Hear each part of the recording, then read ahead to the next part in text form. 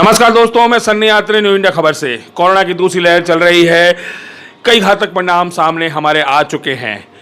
ऐसे में एक तबका तो ऐसा था कि जो ज़रूरतमंदों को, बीमारों को उनकी तीमारदारी में लगा हुआ था, निस्वार्थ भाव से उनकी मदद कर रहा था। लेकिन एक तबका कालाबाजारियों का ऐसा था जिसने लूट का राजस्थान में नंगा नाच खेला। इसके लिए ये सदी उनको कभी बर्दाश्त नहीं करेगी, कभी माफ़ नहीं करेगी। ऐसे में आप देख लिए, बेड दिलाने के नाम पर, इंजेक्शन के नाम पे, ऑक्सीजन के नाम पर और सुविधाएं दिलाने के नाम पर जो लूट मचाएगी, जो कालाबाजारी की गई, उसके लिए कौन जिम्मेदार है ये तो सब आप जानते हैं। ऐसे मामले में अब थोड़ी स्थिति ठीक हुई है। राजस्थान सरकार ने भी शिकंजा कसा है, एसीबी ने भी लोगों को पकड़ा है, कालाबाजारियों को पकड़ा है, उनके अंजाम तक पहुंचाया है। इसी मुद्दे को एक बार फिर उठाया आम आदमी पार्टी के मीडिया प्रदेश प्रवक्ता योगेंद्र गुप्ता ने। आइए जानते हैं उन्होंने क्या कहा। सरकार ने एक बार फिर कोरोना बीमारी के लिए विभिन्न जांच दरों की घोषणा की है, लेकिन प्रश्न ये है कि इन सबको धरातल पर सही क्रियान्वयन के लिए क्या कोई सिस्टम भी है।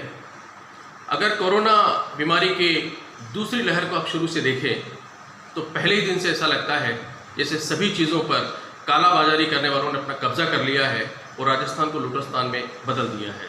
शुरुआत हुई जीवन रक्षक रेमडेसिविर इंजेक्शन के साथ, जिसे 25,000, 30,000, यहाँ तक कि 50,000 तक में बेचा गया। उसके बाद ऑक्सीजन के मनमाने दाम वसूल किए गए, फिर बेड, वेंटिलेटर, यहाँ तक कि मेडिकल इक्विपमेंट्स में ज़रूरी चीज़ें, ऑक्सीमीटर और मास्क तक को इन कालाबाजारियों ने नहीं छोड़ा।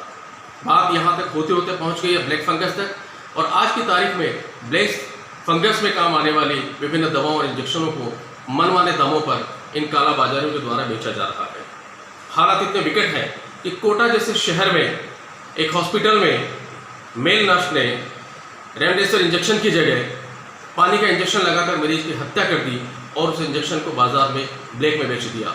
कालाबाजारियों के हौसले इतने बुलंद हैं कि वो एम्बुलेंस और शमशान घाट तक पर मनमर्जी के दाम वसूल कर रहे हैं और जनता को लूट रहे हैं।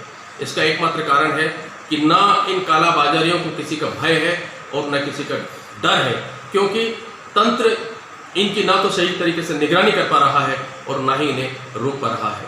प्रश्न ये उठता है कि अगर राजस्थान की राजधानी और बड़े शहरों का यह हाल है तो छोटे शहरों और गाँव में क्या हो रहा होगा, जहाँ पर किसी तरह का ना कोई सुनने वाला है, ना कोई देखने वाला है और ना ही कोई निगरानी सिस्टम है।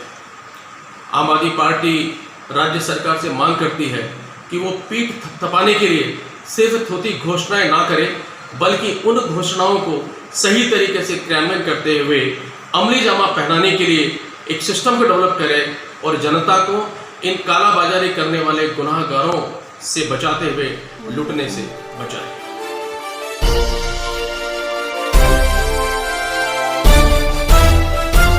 Audio Jungle.